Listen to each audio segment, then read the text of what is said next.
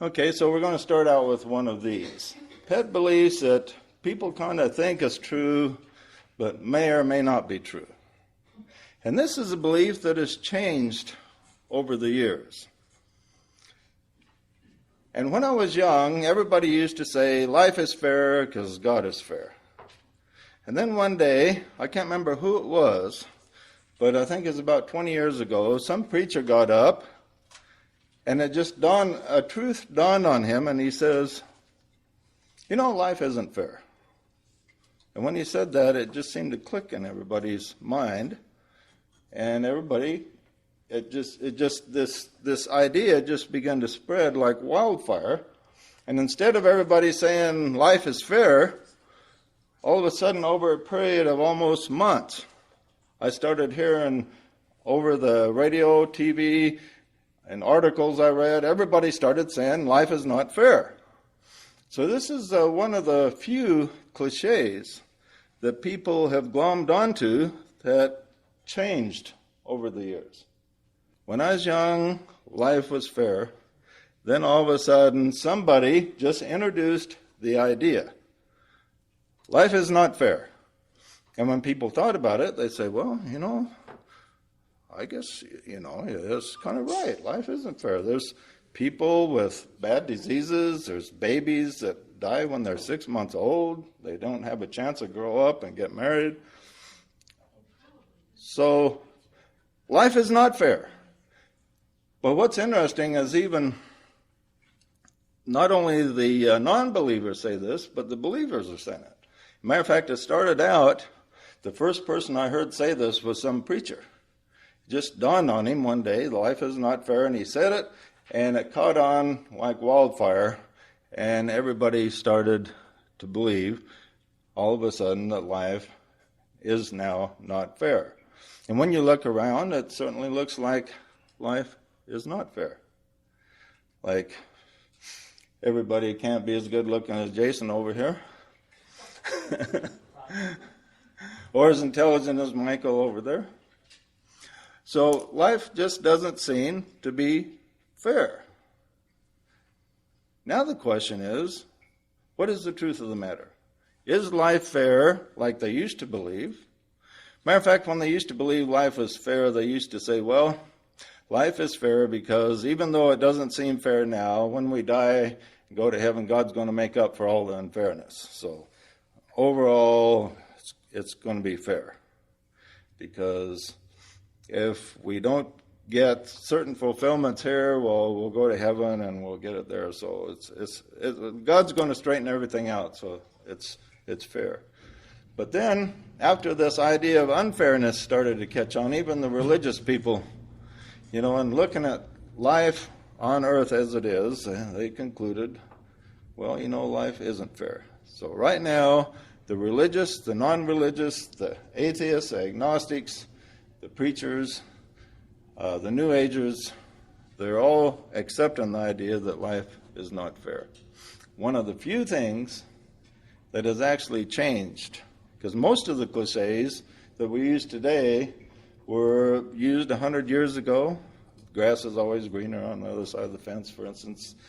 Most of the cliches have stayed pretty stable and have stayed in human consciousness for ever, just about, and they don't change very much. But this is one that has changed. So the big question is, what is the truth of the matter? Is life fair or is not life fair? James, what do you think? Life is fair. Because life is not fair implies that circumstances are beyond our control and we just have no way of dictating what our future is. But I think that upon deeper reflection we find out that it really is up to us. We're the creators. We're the ones that can do it. So really life is fair. Okay. Anybody got any other thoughts on it? My thoughts are kind of out of the box because I wouldn't be writing if I didn't have something different to say. So my thought on this is this, that we created this movie we call our life, and we created it with all the antagonists, we created it with all of the friends, we created it with everything that we needed to have the spiritual growth that we desired, because that's what we came here for. And so I think it's totally fair, and I think we got exactly what we ordered. But I also believe that when we get down here, we can do some alterations, like you make a movie, I don't want this scene in here. We can do it with absolutely the way we think. We have got so much power in our thoughts. And so we create with our thoughts, I know that. And we created before we came down here, and we're creating right now. So we have to take total responsibility for what we have. We can't blame anyone. That's one of the biggest things I learned to pull myself out of being a victim of all my circumstances, is that we are totally responsible. That's my opinion. I think when you look at your life, an individual single lifetime, life is not fair. There isn't justice always met. Karma isn't always completely fulfilled in that lifetime. You know, certain bad things are put upon me maybe by somebody, and I don't see retribution happen to them instantly. But I think when we look at all of our lives as a whole, we'll be able to say everything was totally fair. There's a reason why I went through certain experiences in that particular lifetime, and that was totally fair. Justice was served, and I learned the lessons. But I think the reason that people are inclined to believe, well, if life isn't fair, because they see that it doesn't feel very fair during this lifetime, a single life, but everybody has this, I think, innate desire and understanding that there has to be justice. You know, if there's even a God anywhere, there's got to be some sense of justice out there. So I think people, the logical rationalization is, well, maybe he'll make it all up in heaven. But and maybe, your next lifetime could be a heaven, but I think it all balances out, and that's where fairness and justice comes into play. And there's a comfort in, I think, understanding the truth of multiple lives or reincarnation, and understanding that eventually justice will be fulfilled. That person that cut me off will eventually have some sort of karma come back to them, or whatever. So I have a thought. Make sure this is on. Okay, keep that moving forward. Yeah. I have a thought about kind of a follow-on thought from that. A lot of the things I thought were grossly unfair when I was a kid, now I look at as inconsequential, and I couldn't imagine the gods of karma worrying about those things. And the only reason they seemed like bummers were because my maturity level was so small at that point, I mean, like when I was 5 years old, if I didn't get a graham cracker I wanted, it was a big crisis. Now it's like, who cares, Anyway, I'm hoping that some of the bigger tragedies in life might turn out the same. As we mature more, we literally learn that these things could happen to Jesus, and they wouldn't knock him off center at all. Anyway. Okay, any other comments? Yeah, I think just to echo what Jason said, we make conscious choices or unconscious choices, but we sow seeds of karma. And they are going to grow, and they are going to bear fruit. And they may do it in this lifetime, or they may do it in another lifetime. And I think the more we understand the laws and work with them, the more control we have over our lives. But yes, we do have control by the choices we make, and what we sow, we definitely reap. So ultimately, it is completely fair, and that has to be balanced sooner or later, one way or the other, to move forward. Okay, good. Anybody else? That's okay. So I was thinking about this when he asked this, and I thought, well, first of all, the whole concept of fairness requires somebody to judge what's good or what's bad, right? And that whole judgment seems sort of out of line. Who's to say what's good, what's bad, what's better, what's not better than somebody else? So where did the word fairness come up in the first place, or where did that whole line come up in the first place? What originally did it mean? Did it come back with, originally, was fairness something about getting back something from your actions, or was it comparing yourself or an action or something else to somebody else? So I think that kind of like that word just doesn't even really fit in terms of viewing your life, because then you're going to walk around judging all your actions and judging to see what comes of them in terms of good or bad. Okay, anybody else? To that point, I would characterize that as we can choose to act or be acted upon. And when we allow ourselves to be acted upon by that driver that cuts us off or something else, we're choosing to define what fair is. And that definition may or may not be accurate. Mm-hmm. To Larry's point, as our maturity increases, we understand more. But I think fairness comes in understanding that we have the ability to act for ourselves and not be acted upon. And in that, we now control our destiny as opposed to being controlled by the things around us. Okay. And I think we had one more comment here. Did you have a comment? I just think that the seemingly most unfair acts in life or circumstances in life are perhaps our greatest opportunities for growth and expansion, and therefore that makes them not unfair. Yeah, right. Matter of fact, that's Larry. Well, I kind of agreed with the lady over here who was asking the question, what is fairness? And everything I heard everybody say was about people and actions of other people, right? But God created the world and everything that's in it. So I was watching a TV show the other night, and there's like 1 million wildebeest going across this plain in Africa, and they get to a river, and they have to cross it to live. And when they cross that river, there's hundreds of crocodiles down here, and they're going to eat some of them. They're going to drag them down, they're going to kill them and drown them and eat them. And that's the world God made. There's lions there that will tear things apart, rip them apart to eat. I mean, it seems to me that, like, if you look at most of nature, it's fairly cruel. Fairness is just ever who's the strongest that can eat the other thing. And to a certain extent, that's true in humanity. But we're the only ones that started trying to figure out, making rules about fairness. But I just wonder if fairness, the whole concept, is largely just an illusion of our belief system.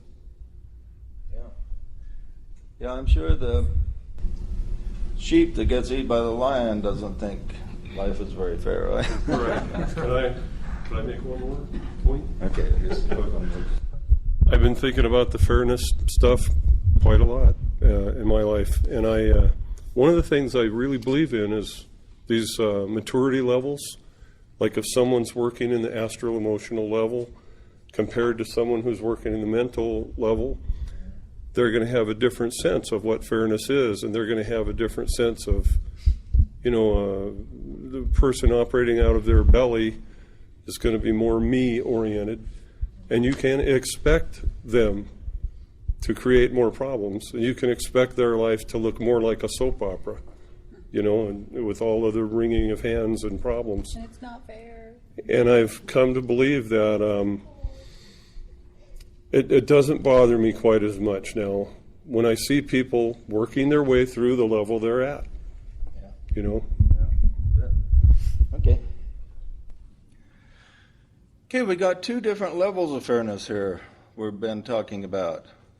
There's a fairness that requires a judgment. In other words, if I say, when men are in the locker room, they may say something, call somebody an SOB next to him, and say, you don't know what you're talking about.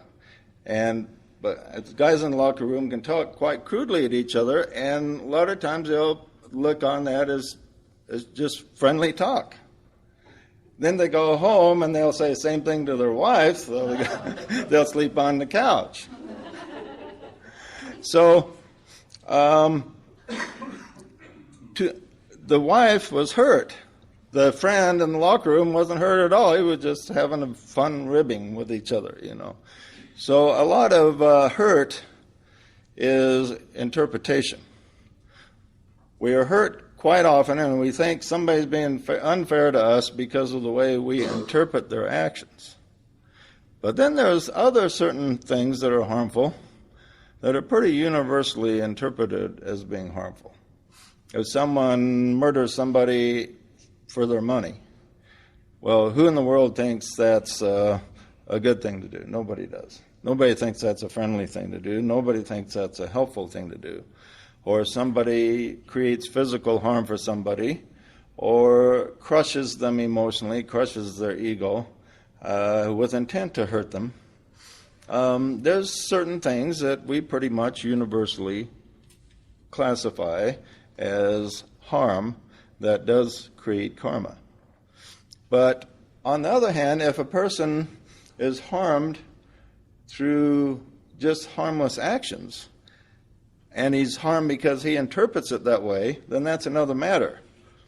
Like Jesus, he offended so many people, he said, "Blessed is he who is not offended by me." In other words, so many people were offended by him that finding somebody that wasn't offended was so unusual, he called them blessed, because there were just a handful of people that he didn't offend. Now, people who were offended by Jesus, when he taught such a peaceful message, was it their own fault? Right, it's pretty much their own fault that they were offended. They created their own harm, and Jesus, we're pretty sure, didn't have to undergo a lot of karma, or probably no karma, for offending people just for teaching the truth in a fairly harmless way. But when you teach the truth is very cutting, and people that are not in the truth don't like the truth revealed to them. There's two types of things to consider. There is hurt that is caused not by the person performing the giving act, but by the person receiving, interpreting the giving act as hurtful. And so what can be hurtful to one may not be hurtful to another. Then there's other types of hurts that are pretty much universally recognized. If somebody steals from you, that's something that you consider valuable, that's hurtful, that's going to create karma. The second category creates karma and creates true unfairness within the context of one life. But Jason gives the key here. He points out that there's more than one life. Okay, if we go in the context of 1 year of your life, that isn't a very good parameter of judging the fairness of your life as a whole, is it? Because you might live to be 90 years old. So just 1 year of your life, how fair life was to you in that year, isn't a good parameter to judge how fair your life turned out. But if you could go the whole 90 years, you could find out your life maybe wasn't that unfair. But there was still unfairness. Maybe you had a bad heart that whole life. Maybe you couldn't really go dancing the way you wanted to because you always had to take it easy throughout your whole life. Or maybe you never found the love of your life like your good friend did or something like this. And boy, you just had that big gap. You wanted to find your soulmate, and you lived to be 90 years old, and everything went pretty good, except you never did find that soulmate. Darn. You know, it'd been nice. It's really not fair that my friend found a soulmate and I didn't. Well, looking at just one life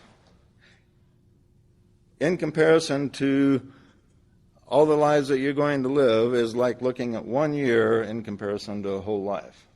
You have to look at the wholeness. When we look at the wholeness, and this is where reincarnation is so important.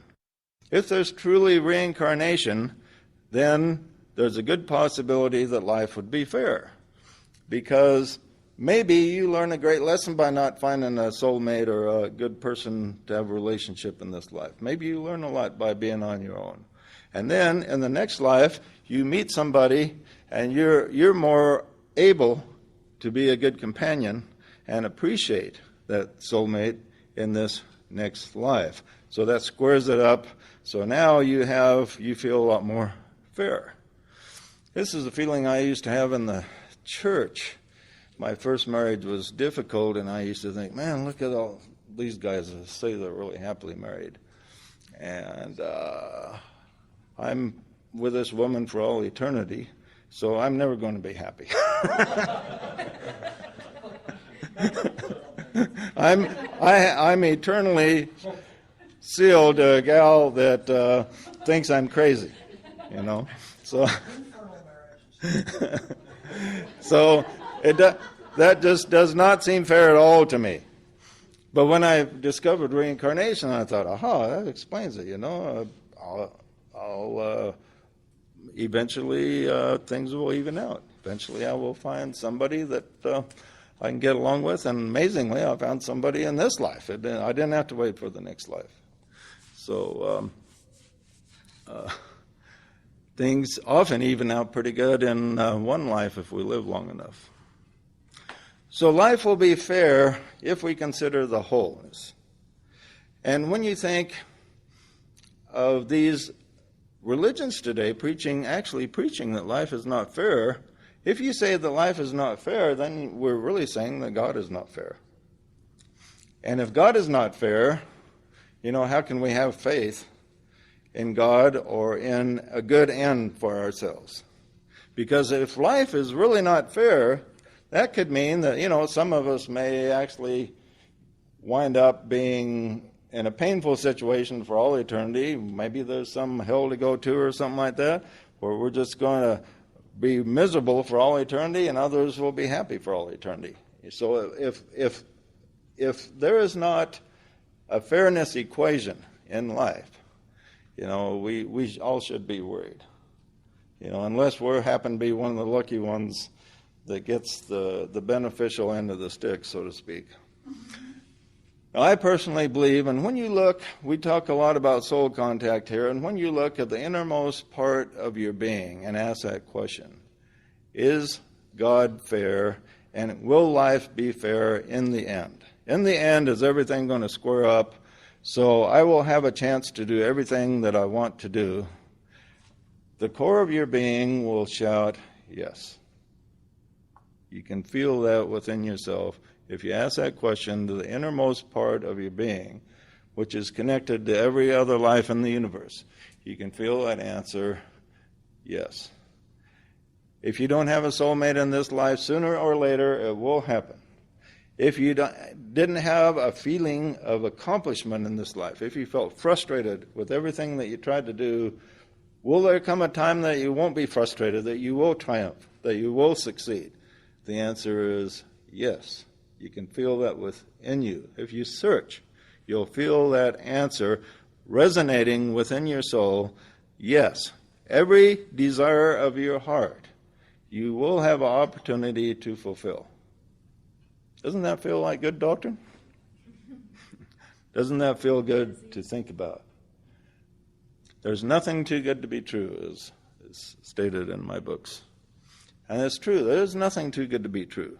Anything that can be imagined and believed can be achieved, says Napoleon Hill, and it's one of my favorite quotes.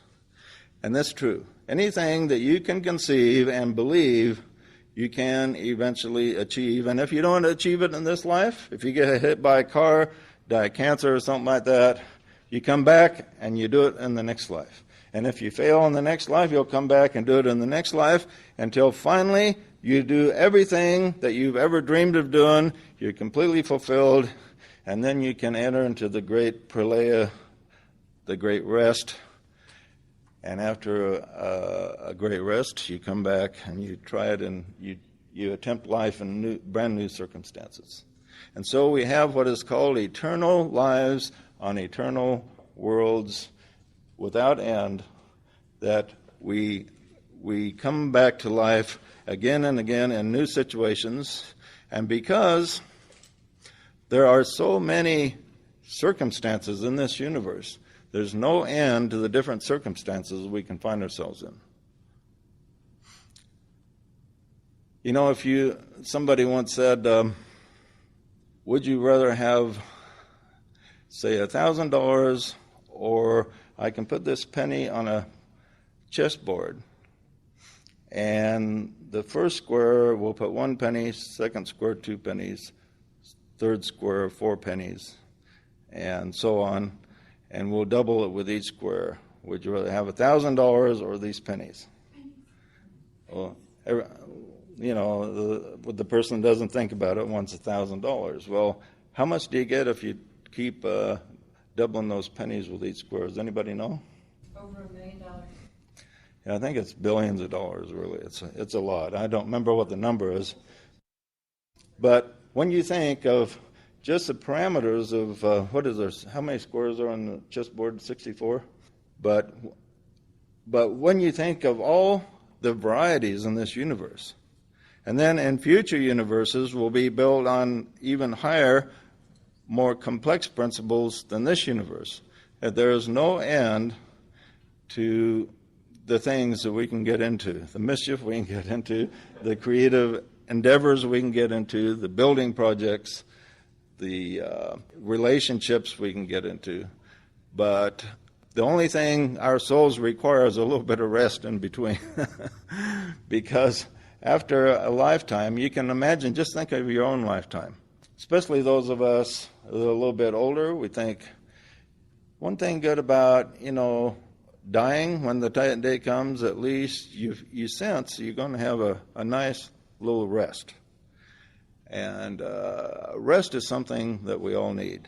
So even God needs a rest. He created the universe in 6 time periods, and then he had to take a rest. And so a rest is something that all of us need. And we rest between our endeavors. And that's the only thing we require. But when you teach reincarnation to people, they'll often say, well, I don't want to go through life again. This life is about all I can handle. I just want to go live with God, type of thing. And I say, well, when you die and you go to the next world, you're sitting around for maybe a couple 100 years, don't you think you're going to get bored and want some new challenge? Sooner or later, you're going to want a new challenge.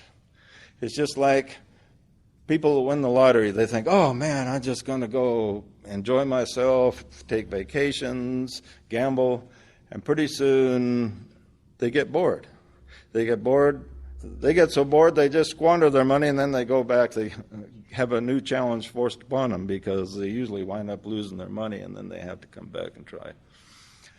So life will eventually be fair, but we have to look at the wholeness of life to see the fairness that's in it.